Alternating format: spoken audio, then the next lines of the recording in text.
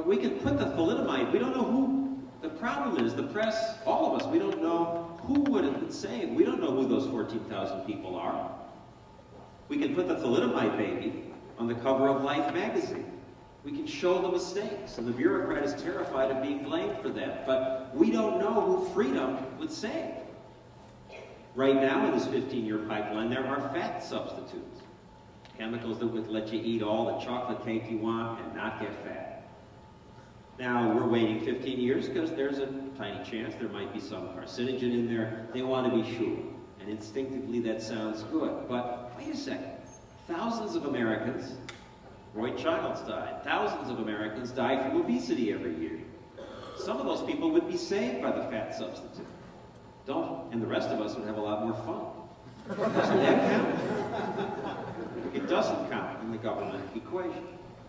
Now, when I say this to people, including my brother, who is a scientist, a doctor, who is reading Hayek and von Mises now and is fully on board and learning about the ideas of freedom, but he's still uncomfortable with this idea of the chaos that he feels would occur if you didn't have the FDA as the gatekeeper, keeping the process of drug approval orderly. But let me propose, and it sounds frightening, but let me propose two alternatives. First, the gentlest, why must it be a police agency? Why do we wimpily stand by and let the government say, no, you are forbidden to put this in your body? Why couldn't the FDA be an information agency? And the drug companies that wanted to make a lot of money would submit their drugs to the 15-year process, and those of us who were cautious would only take those drugs. But if you were dying, if you had a terminal illness, you could try something without having to break your country's laws and import something illegally from Europe or sneak to some dubious clinic in Mexico. By allowing people to try things, we would learn from that experimentation, and that would save other lives later. I'd argue further that we should have learned from the fall of the Soviet Union, or your city hall spending $35 million on furniture. The government agencies don't do things very well. And if you simply eliminated the government agency that's crowded out private alternatives, private groups, I don't know who they might be, maybe Better Business Bureaus or Consumer Reports or Underwriters Laboratories, they already rate electronic appliances. They would step in and do the same job better, faster, cheaper, more flexibly. In any case, it seems more conducive to what America's supposed to be about. Patrick Henry didn't say, give me absolute safety or give me death. It's supposed to be about liberty. So let's go on to the other layer of safety protection we have in America, and that's the trial lawyers. Now we have the expected laughter, but wait a second. As believers in free markets, we should like the tort lawsuits, because they're a free market solution. They're an alternative to clumsy government one-size-fits-all regulation. The private lawsuit is kind of like a supplement to Adam Smith's invisible hand. They're the invisible fist. In theory, should work, but in practice, the lawyers have gamed the system, so it's gone horribly wrong, and mostly it benefits just them. And they are now looting America, taking our money and our choices away. And first of all, they'd say they do two things. They compensate victims, and they deter bad behavior by punishing the bad guys. But neither is really true. On the face of it, they seem true. But once again, the unseen is greater than the seen. They do compensate some victims, but it's a horribly blunt instrument. A Harvard study found most people who sue and win medical malpractice cases were not victims of malpractice. And most who were didn't sue. Then they compensate people, but what kind of compensation system is it where it takes the poor victim who suffered 5, 10, 20 years sometimes to get their money? The system is that slow. And what kind of system is it when most of the money goes to the lawyers, not to the victims? You may say, what do you mean most of it goes to the lawyers? The plaintiff's lawyers only take 30 or 40%. But if you add in the defense lawyer costs and the court costs, most of it goes to the process. This is why the defense lawyers don't object too much. They're complicit in this scam. But that's despicable, taking most of the money giving it to the wrong people, having it take years. What kind of compensation system is that?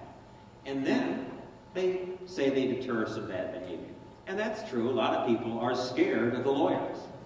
The problem is of the unseen consequence. All the good things we lose because of fear of them.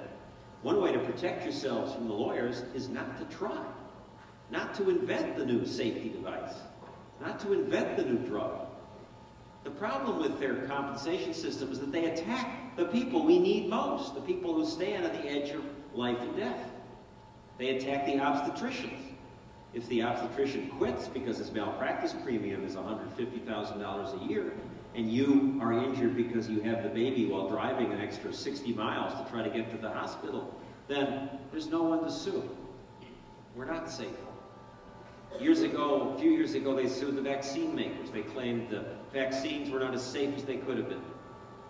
I don't know what the truth is. I suspect junk science. But let's say they were right. Let's say they saved a dozen lives a year.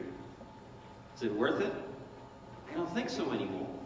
Because when they sued, there were 20 companies researching and making vaccines in America. Now there are only 4. Many got out of the business because they said, no, we don't make that much off vaccines. We can't take this kind of liability risk. It's too much to lose. We could lose the whole company. We better stick to our shampoo business or our pimple cream business, whatever. Is America safer in an age of anthrax and SARS and bioweapons with 4 vaccine makers rather than 20? No, but the lawyers are richer. And then the lawyers interfere with the information flow that in an open society helps us keep ourselves alive. For example, nobody gives honest job references anymore because everyone's scared of being sued. With Delta, when it fires the drunken pilot, doesn't tell American he's a drunk. This doesn't make us safer. Or look at labels. The cringing companies try to protect themselves from the lawsuits. It doesn't even work, but they smear every conceivable warning on a label. But this makes us less safe because the result is that people don't read labels anymore. There are 41 warnings now on stepladders. Or drug labels. We ought to read them because they're important. You should read the label on the antibiotic that says, don't take it with milk. Won't work if you do. But who reads drug labels anymore? You ever look at a birth control pill label? I happen to bring one here.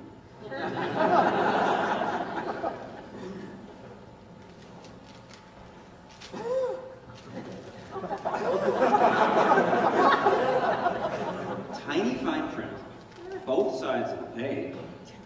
This doesn't make us safer because even the doctor doesn't read it. And if you read it, you wouldn't need the pill anymore.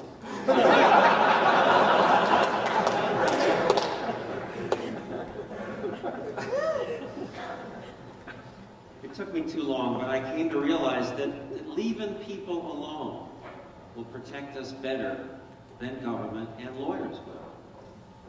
Now again, when I say this, people say, well, maybe that'll work for us, we're educated, but what about the poor and the ignorant? But here too, the market works in amazing ways. Because not everybody has to be an expert for the market to work. Take as an example, cars. I sure don't know what makes one safer than another or drive better, last longer than another. I assume most of you don't. Yet it's hard to get totally ripped off buying a car in America.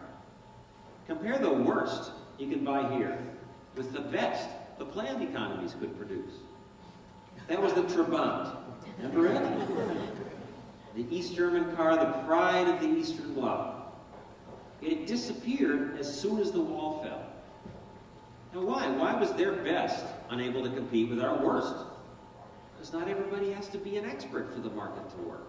You just need a few people, a few car buffs, a few people who read the car magazines. And through word of mouth, the good news spreads. The good companies thrive, the bad ones atrophy. Freedom will protect the ignorant too. Now, I'm not an anarchist. I don't claim we need no government. The market, I don't think, will take care of everything. And give me a break, I argue that the worst places to live are the places that have no government. The African country where you're afraid to build a factory for fear that your neighbors will just steal what you make. We need government to enforce rule of law, protect our property and our person. And I would argue do a few more things, like create and enforce pollution rules, enforce contracts.